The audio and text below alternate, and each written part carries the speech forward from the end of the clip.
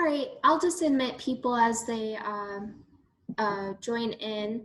My name is Katie. I'm one of the librarians here at Lyon Township Public Library. I work mostly in adult services, but I also do a lot of the social media and marketing. This is going to be a very informal class, but I will be covering a lot of information. So feel free to either say something to interrupt me. It doesn't bother me at all, or type something in the little chat function, the little chat window. If this is your first time using Zoom, you just have to click on the little chat below all the squares, and then you can type into the chat screen on the right, and I'll answer. I'm gonna share my screen here, and it's just the PowerPoint, so you're gonna have that in front of you as well.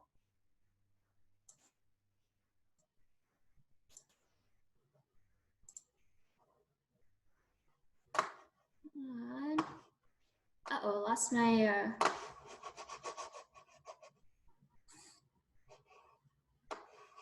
oh no, I lost my cursor here.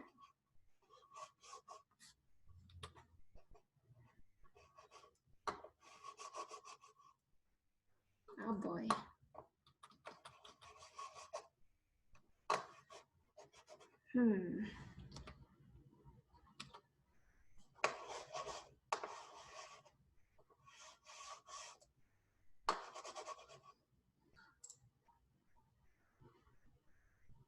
Okay.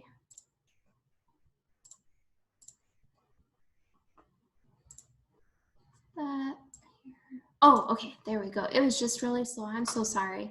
Okay.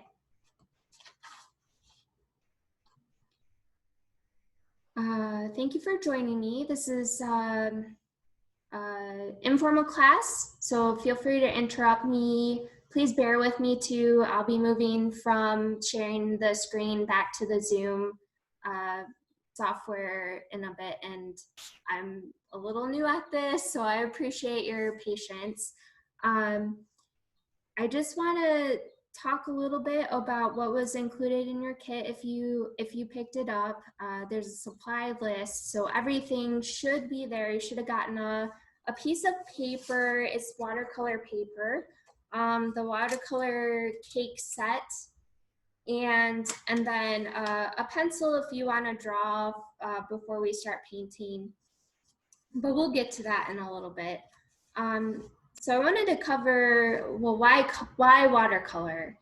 And if you're interested, feel free and share your why in the chat box. But for me, I think watercolor is a really fun challenge. And when it's done with consideration to its full potential, it's absolutely beautiful. If you've ever visited the museum, you know what I'm talking about. The things that artists can do with watercolor painting is just phenomenal. So they can do abstract work, which we'll be doing today, or they can make something look almost real that you can't really tell the difference. So it's super flexible, especially when you learn how to master it, then you can do all kinds of things with watercolor. And it really depends on the amount of water that you're using to paint. It can bring many fluid layers, so you'll see a lot of expert watercolor painters often layer, and it takes them a very long time to do this. It brings a lot of character to the painting, and it's very dependent on light. So you always start from light, and then you work into dark. So the transparency can lend a lot to the character of your painting. You can plan out your paintings ahead of time, or you can go in with no plan at all and just see what happens. The paints often have a mind of their own, and if you've painted with watercolors for a really long time, you can always plan as much as you want, and then something can totally throw you off later because of the way the watercolor interacts with the colors that you're mixing, or if you're working completely from dry and then you add more paint to it, it can change the way the painting looks. It's a lot of fun. When you're using watercolor, you can achieve a lot of depth, as I was saying before, when you work with layers. And out of all of the paints out there to choose from, it's the least forgiving. With oil paint, it takes a very long time for the paint to dry. So you can actually take a break, come back to it later, and then keep mixing and blending and adding colors. With acrylic paint dries a little bit faster, but you can still, if you make a mistake, you can paint over it. You can start over, you can correct your mistakes. Whereas with watercolor, it can be a little bit more difficult than it would be with acrylic or oil paint. So with watercolor, removing a pigment after it has dried, it can be a very difficult process, and you can end up ruining the paper that you're using to paint on. Okay, so for materials, we are going to be using the watercolor that was included in your kit. You always want to use at least 2 different containers of water. For myself, when I paint, no matter what painting I'm doing, if it's watercolor, acrylic, or oil, I always have 1 container of water for cleaning my brush, and then another one for mixing or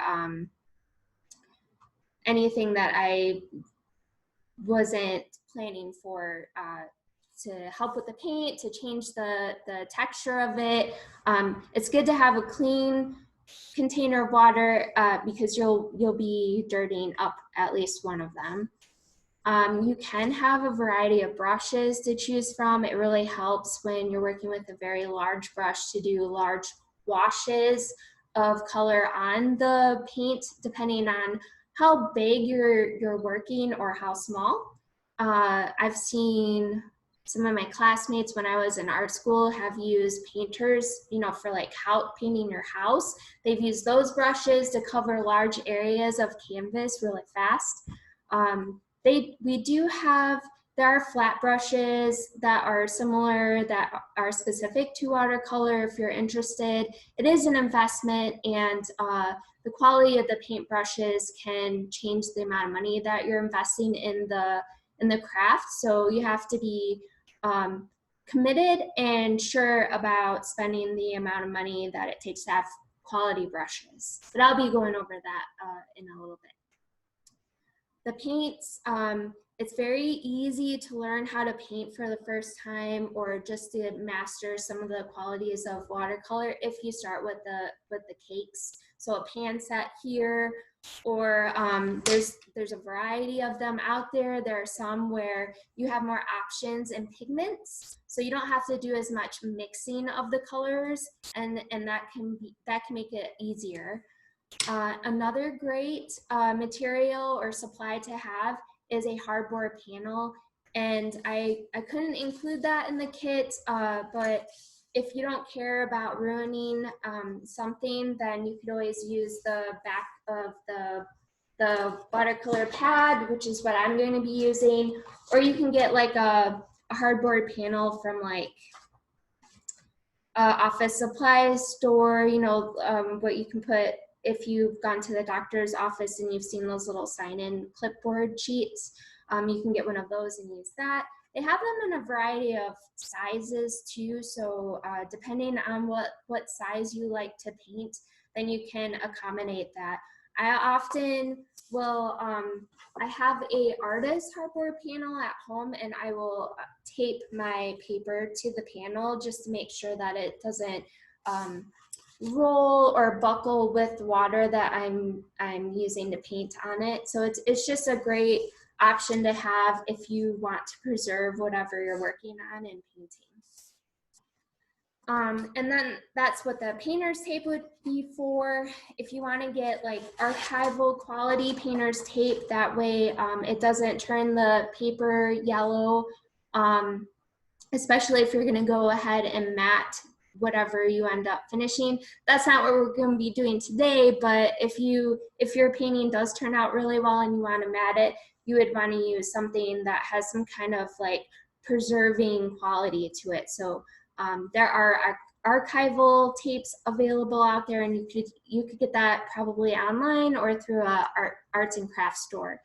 And then some of the materials that I also listed here are just suggestions. So you could get a palette container for mixing, and this is just a small example of one. So I've seen bigger ones, and then ones where you can actually close them up and secure them so that the paint stays fresh in there and that it's not drying out if you cover it with a really good, if you get a good container. We used to do that in school. We would wrap it in plastic and then it would save until the next day when we were about to paint again. And then there are all kinds of sponges out there, and I'll talk a little bit more about that. And then lastly, a blow dryer for if you want to just paint in a quick session.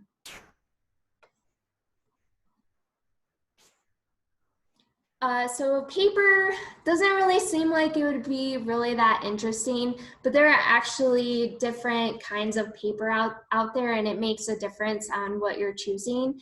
There's 3 main forms, and watercolor specific paper is absorbent. So the kind of paper that you see a lot of artists use for watercolor is made specifically for it. And the cold press, which is the one in the middle, it's a bit rougher texture than the hot press. And it's just called that because of the way it's made. So the paper is put through a press and bound together.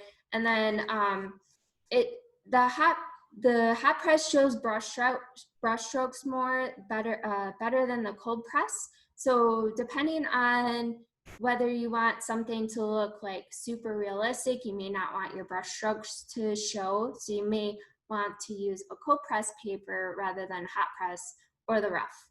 And the rough is not rolled like cold press or hot press. It's not rolled on cylinders, and it may be hard press and maybe not even at all. So you get to see all that texture on there. And the papers are categorized by weight. So the higher the weight of the paper, the better ability for it to absorb watercolor and water without any buckling in the papers. You know, if you paint on a piece of paper and it buckles instantly, it's not great for watercolor, and it's not a very thick or heavy weight. So there's 3 pounds that are typically used in watercolor painting. So there's 90 pound, which is thick enough to absorb wet application, but you may see a little bit of buckling over time. There's 140 pound, and it's capable of absorbing multiple applications. And then the 300, which doesn't really show much buckling at all. It's also more expensive, so the heavier the weight, the more expensive it is as well. All right, so with brushes, you see for washes to cover a greater space, you want a wider brush with longer fibers. So for washes, you want to have like a large brush with long bristles so it can hold more paint. And then when you get more detailed, that's when you want to go into the finer tips. Most typically you use a round or a mop brush, but there are many out there to choose from, and I'd highly recommend experimenting with them. So you'll see that brushes vary in the hair that's used, the size, and the shape.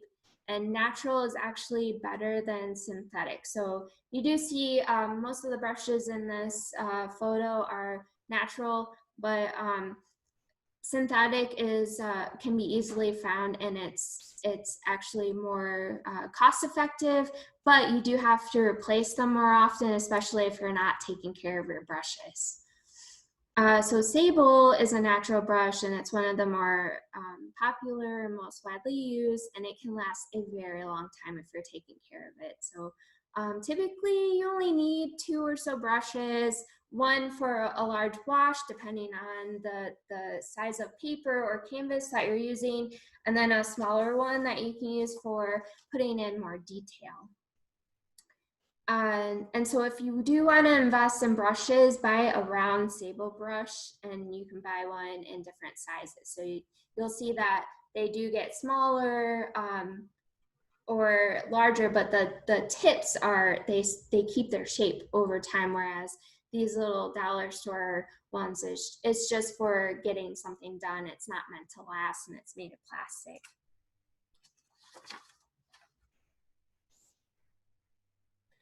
All right, so about the paint,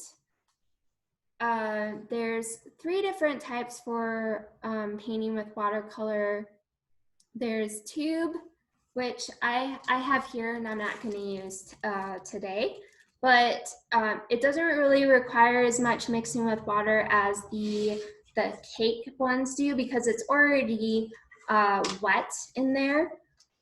And then there's gouache, so it's a more opaque form of watercolor, and you just add more water to it to get it to do what you want it to do. And actually, you can get oil paints and acrylic paints to behave like watercolor. You just add more medium or water to it, and then it mimics what watercolor does.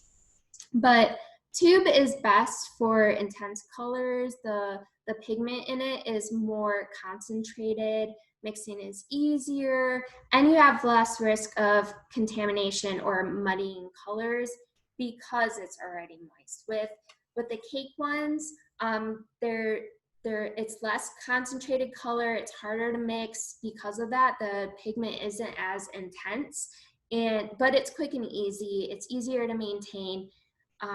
Contamination does happen easily just because of the amount of pigment that's in it. It's not like having the tube where it's more concentrated. And then there's artist quality versus student versus the cheap. So you have a spectrum of watercolor paints available to you out there.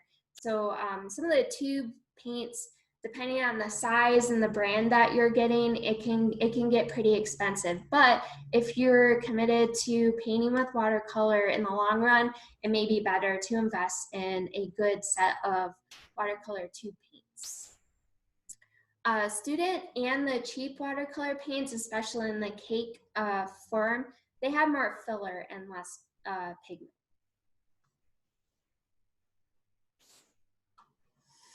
All right, so with the basics, I just wanted to briefly touch on this, and then we'll get painting.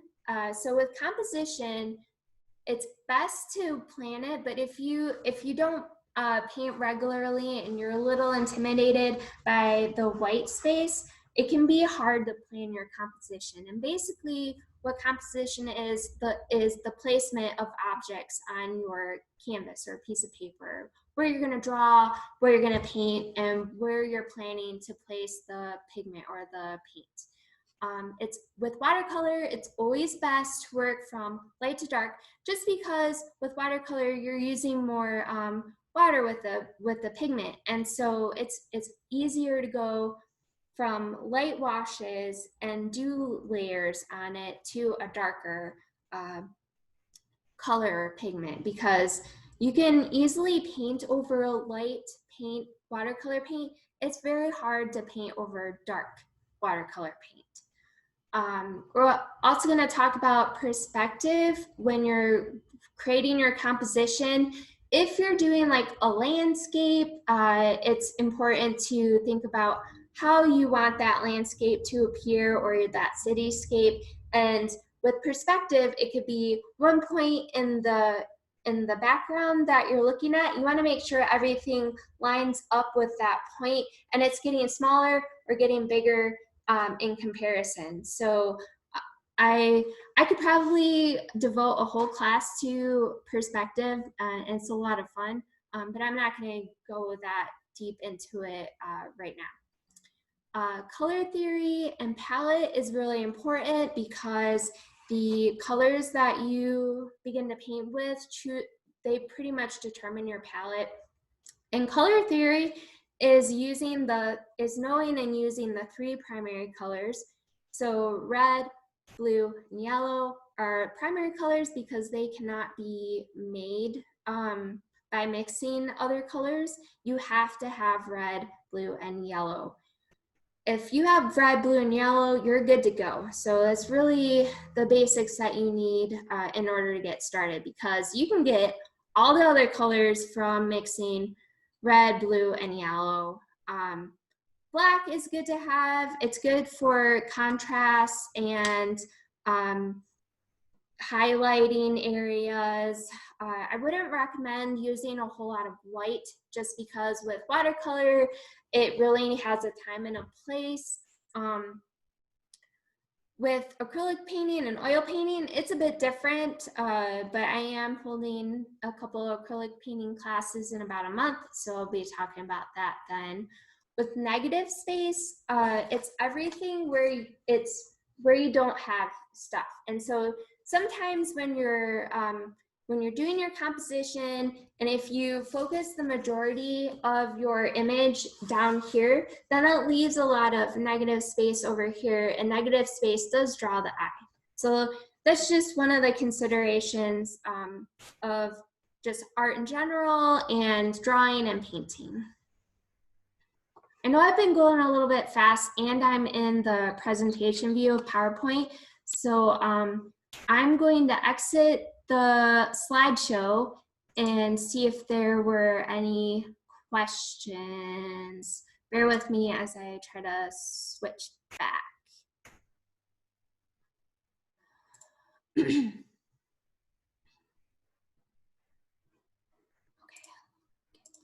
And here, stop share here. Okay.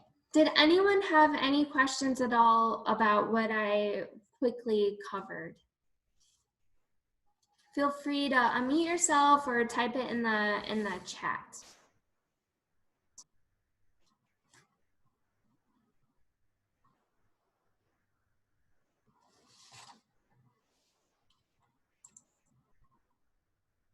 Okay, so no questions. I am going to switch my video to look at the tabletop. So if you do have a kit, go ahead and set out your paper.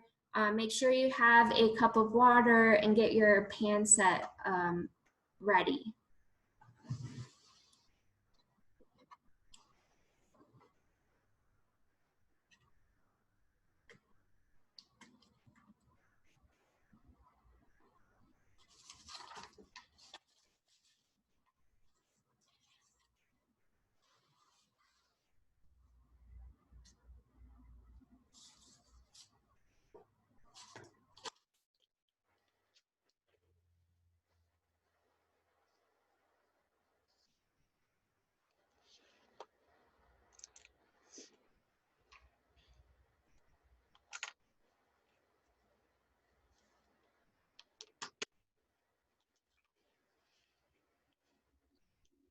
So I do want to let you know that with the pan sets, they kind of come with their own pre-made mixing area for like keeping a palette if you want it.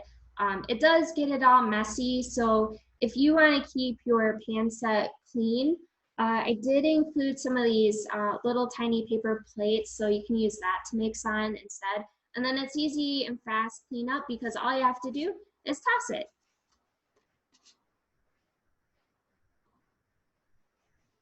All right, so starting off, if you are somebody who prefers to draw out circles first before painting anything, so you have a guide, if you like coloring in the lines, you can get like a small cup and trace a circle so you can get like a perfect circle on there to start, just as a guide, or you can freehand a circle, kind of eyeball it, and set up your composition that way. If you do not like to draw, that's completely fine. You can start getting your cakes wet by adding water to the pigments.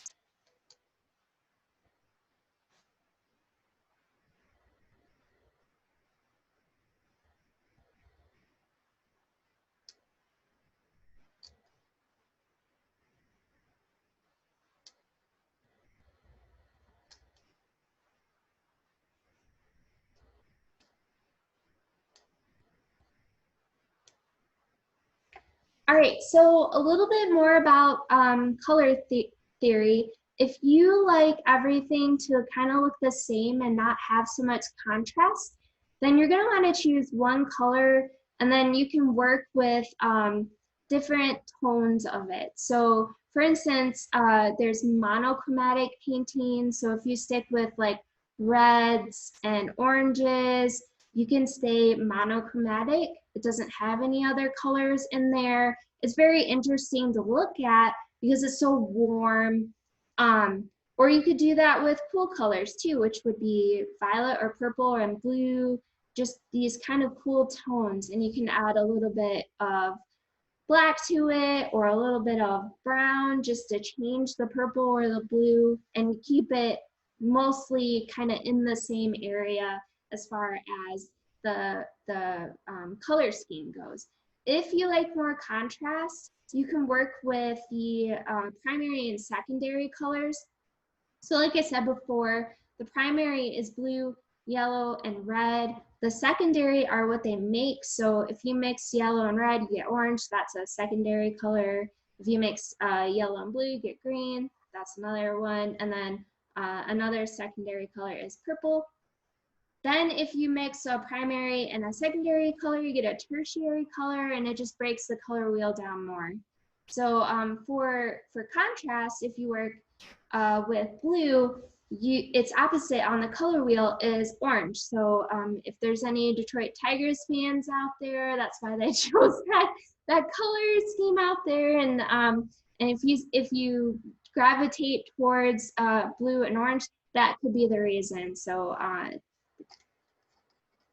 that and blue and yellow have a good contrast too. Okay, so it's always better to work with more water. The more water you use, the better. So I just got a little bit of blue on mine and I'm gonna place it here on the paper.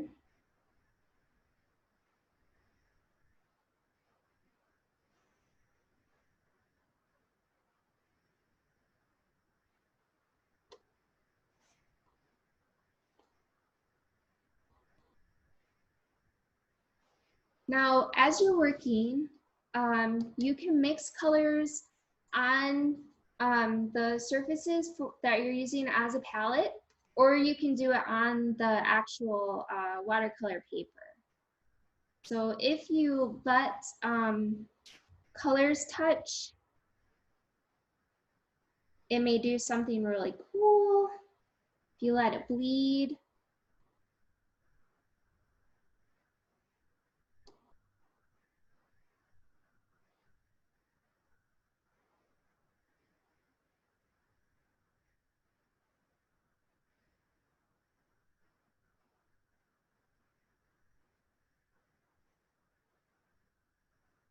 and don't be afraid to do more water. You can never go wrong with more water.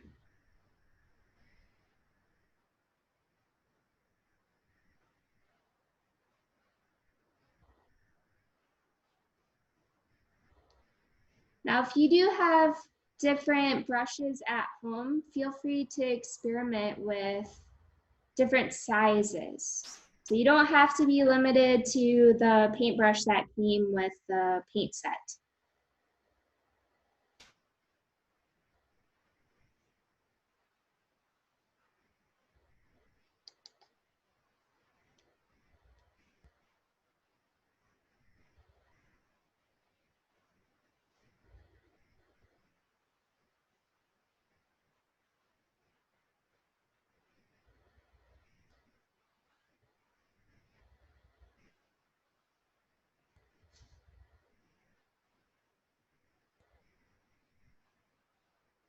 You can play with the pigment too, so you can move it around depending on how much water you're using.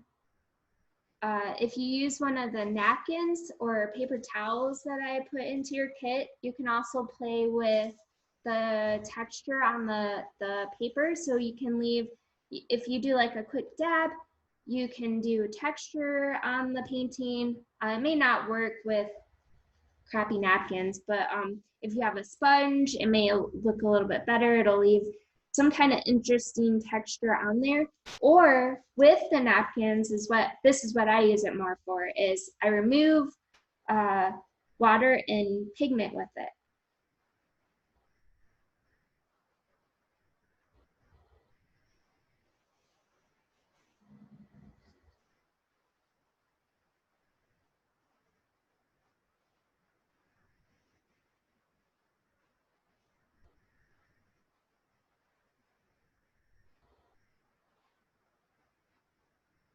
Now this is supposed to be fun, so don't worry if you make a mistake or feel like you've made a mistake.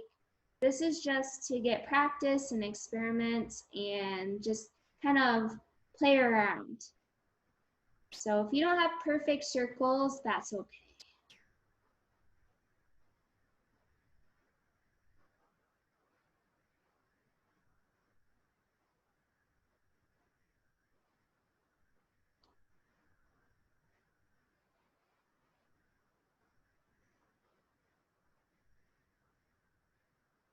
And if you don't want to stick with circles, feel free to do other geometric shapes.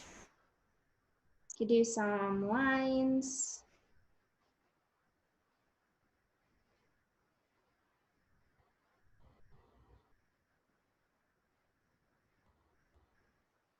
Try to gather up a lot of pigment on the edge of the brush. And if you do it at an angle, you can see you can leave some pigment and create some cool, interesting lines where most of the pigment lands on the paper where you first touch down. And then if you drag it, you'll get like a little line that kind of, it creates a cool effect where you get less pigment and it gets a little bit lighter.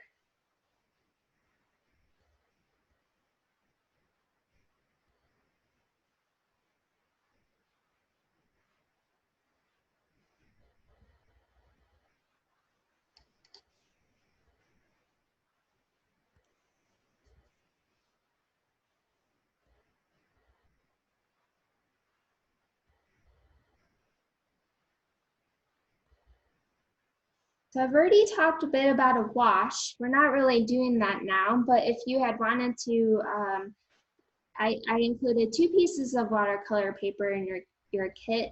You could do a wash where you start with a single color or a mix of a color, and you could cover the entire area with that to start with as a background.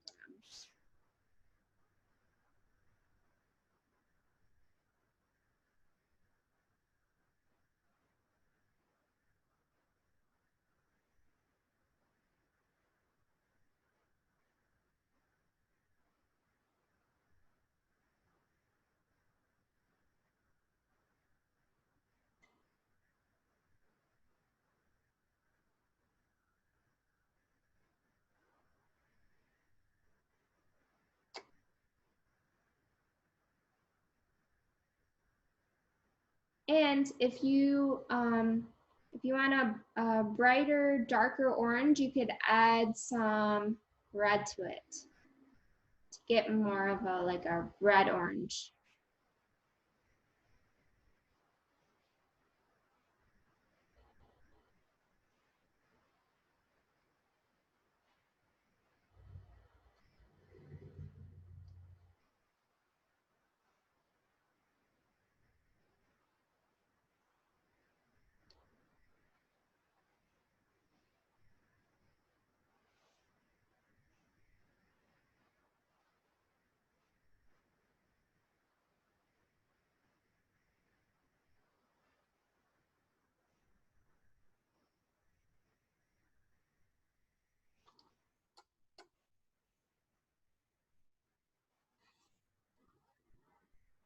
Don't be afraid to let your colors touch other ones in this.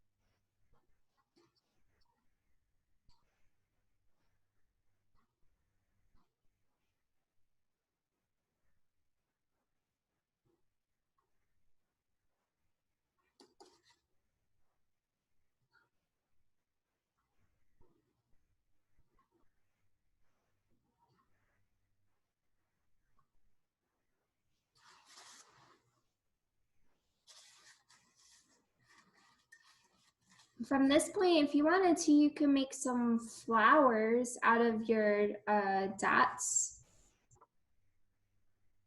Just do like a little bit of like an oval shape with a tip on the end there.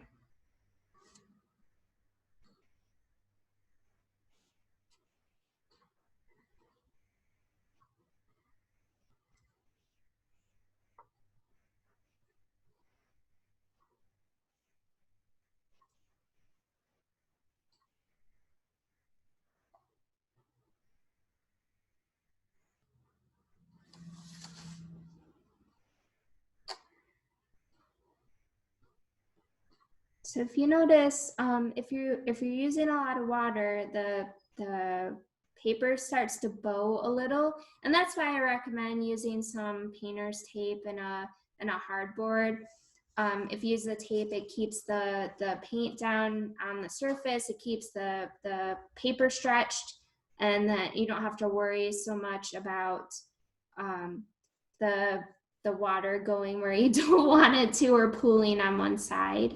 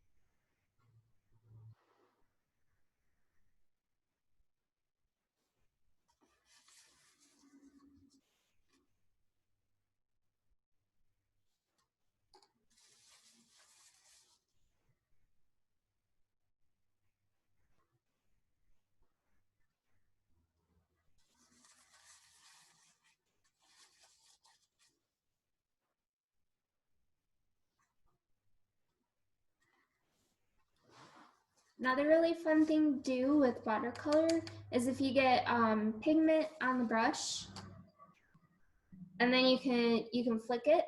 Oops. Oh, I guess that works too.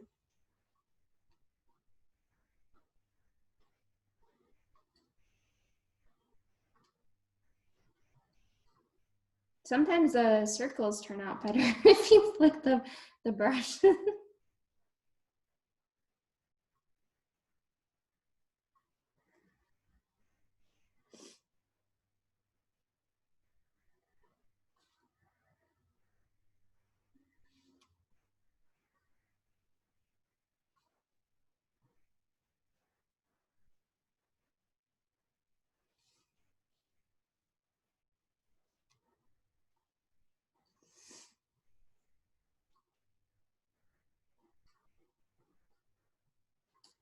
if you're feeling fearless, go back into some of your older colors and add a different pigment to it. See what happens.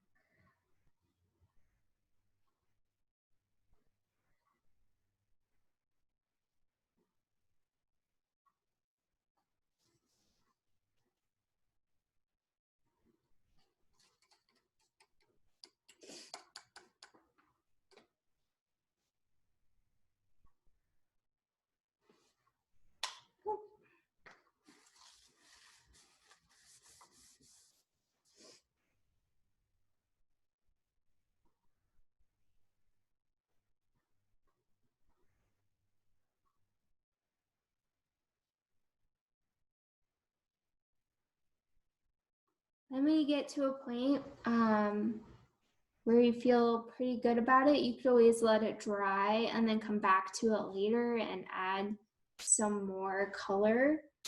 There are different techniques that you can use, and let's see. There's variegated washes where you use a different color, couple colors, and you could paint over it or just add dry paint to the wet. I mean, dry to dry. So you don't use as much water, and then you could do some cool designs over it.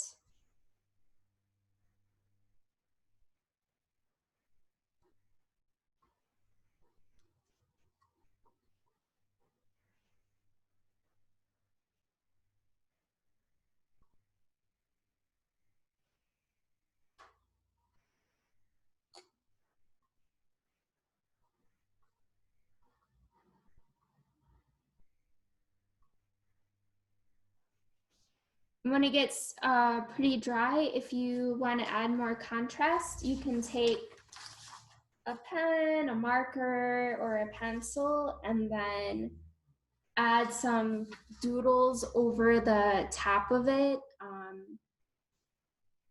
Geometric shapes, patterns.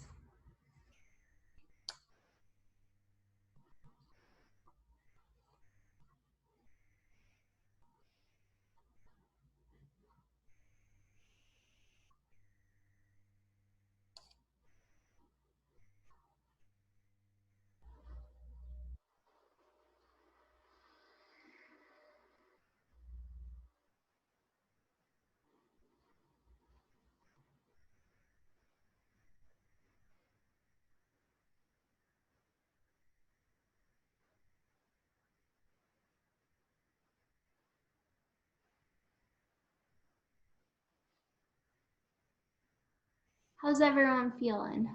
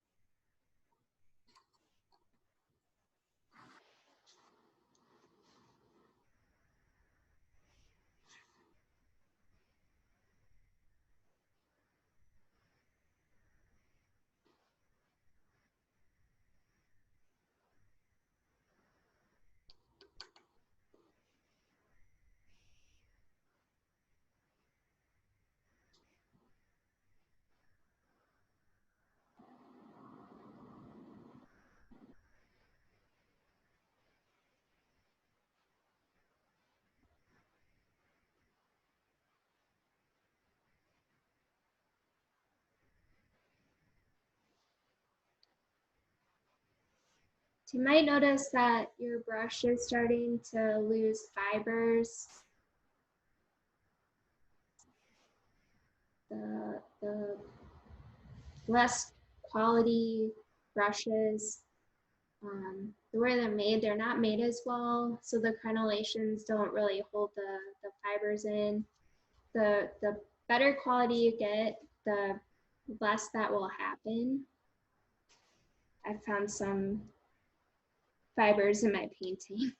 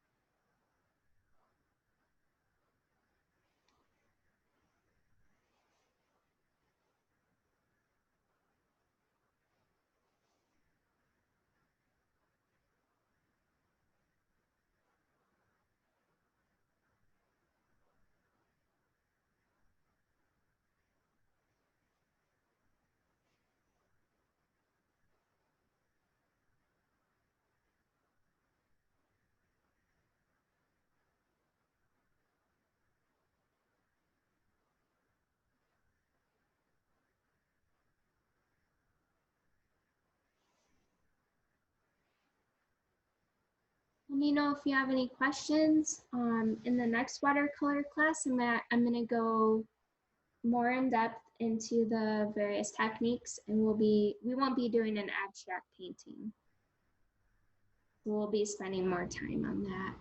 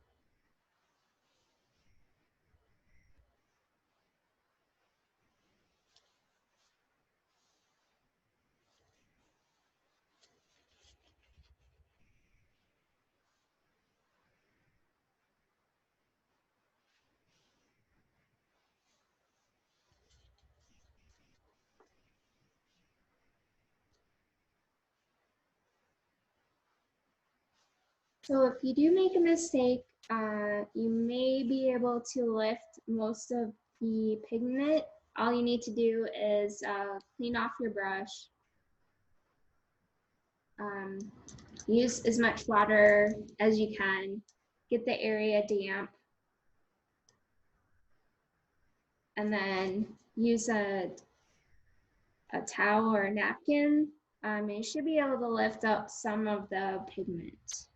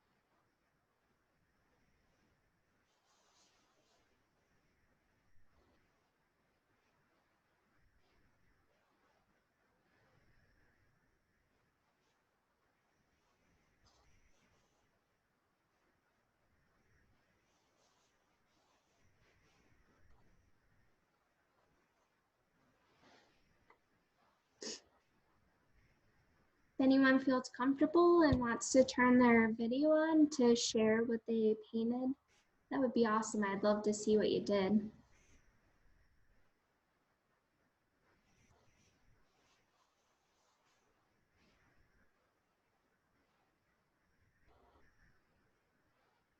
That looks awesome. Oh, I love the flower, especially the purple one. That's really cool. Thank you. You're welcome. Thanks for joining my class tonight.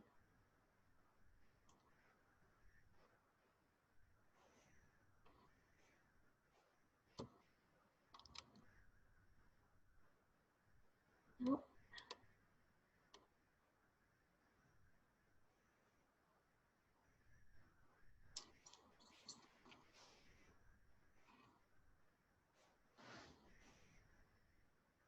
Please let me know if you have any questions.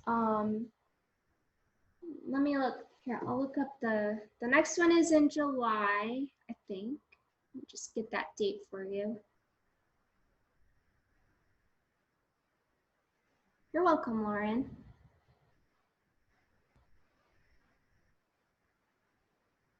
So the next class, I'm just gonna get right to it. So this was a very basic introduction, and then we'll get more into actual techniques.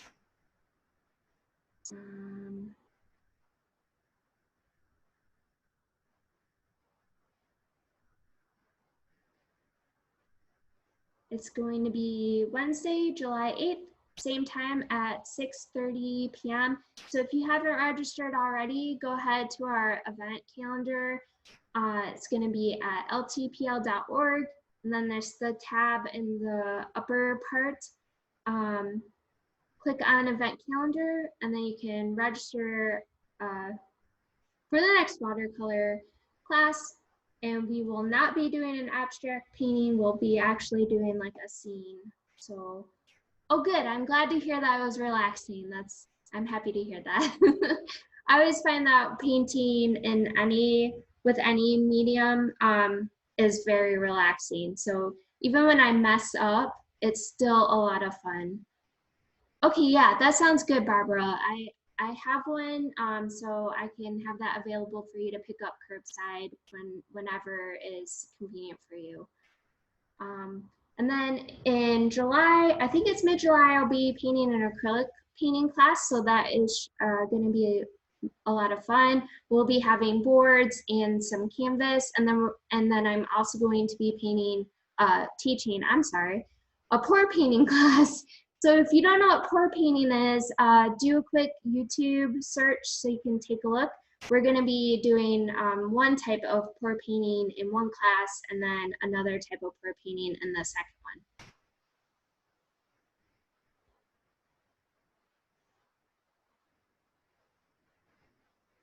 Oh, that is lovely. I love that. That is so pretty. Thank you for sharing. My daughter told me where to put a couple extra colors. Oh, good. Yeah, with composition, it's always hard when you don't draw it out first. So I think when it comes to painting and covering the whole space, the more color that you can cover the area with is better, depending on what you're doing, of course. But we will get another. Yes, so with each of my classes, there is a kit that will be available for curbside pickup. So you have to register for my class to get it.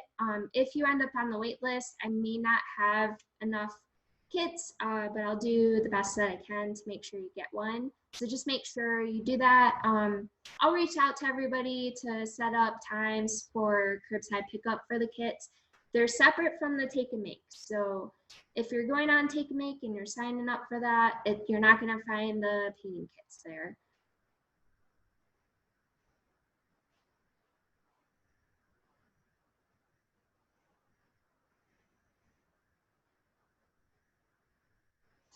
I'm also open to any art classes people would like to see in the future. I do love doing art, so and my background's in art as well, and I'd be happy to do drawing or collage or anything that people would like to see.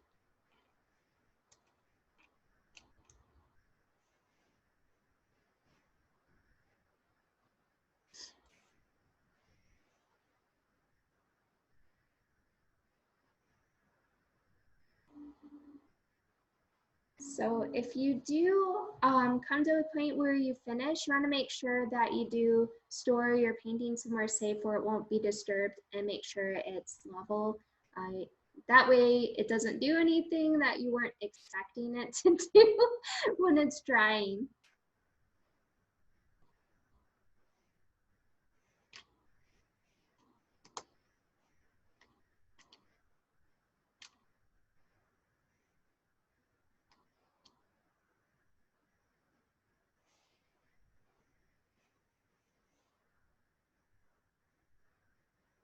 Well, yeah, if you thought that was relaxing, you might like the Zen doodling class as well. So Paul, he used to work here a few years ago. He's coming back.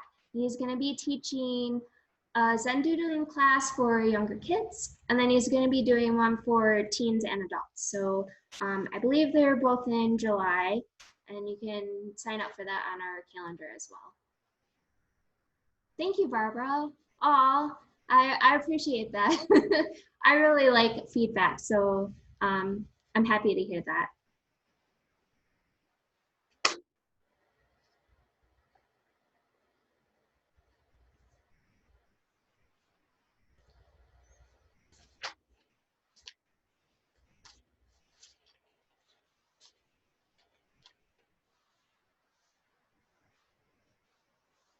You're welcome, Tracy. You're welcome, Heather.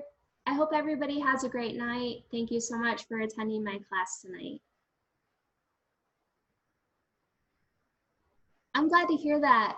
It was really relaxing and fun. I hope you come to the next class if you get a chance.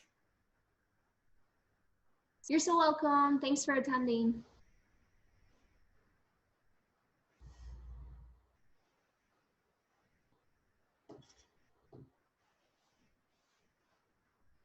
Oh, perfect. Good. So I'll see you then. Does watercolor wash out easily? If I teach, do we need a smock cup, lay newspaper down? Yeah, I think with water-based paints, it does wash out easier, but still you want to have some caution, especially when kids, you know, they get really enthusiastic and rambunctious or a little overzealous sometimes with painting, and they might play while they're using it, depending on how old they are. So it may be better to lay down something to protect your furniture, depending on where you're painting, or protect your kids' clothing just in case you don't want to have a stain. So if you get like an apron would be good. I've used a lot of aprons in my time as an artist, especially in college. That way you protect your clothing and you're not wearing it. Unfortunately, I always end up with paint somewhere on me, so it just kind of comes with the art. They do have tabletop easels, so with acrylic and oil, you can get one of them. They're relatively inexpensive. There are full easels too, and that could help prevent any kind of mess or stains on your furniture if you do get an easel and you know you're gonna be painting consistently. So I would recommend that. They also have these like horse easels too. So it's like a bench that you sit on, and then you can lay your artwork on the end of it, the easel part here, and then the horse bench area where you sit. So it's another option.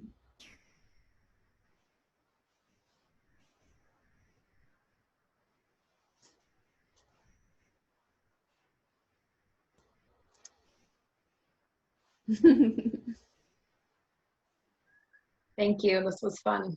Oh, good. I'm so glad that you were here tonight, and I'm happy to hear that you had fun. So thanks for joining me.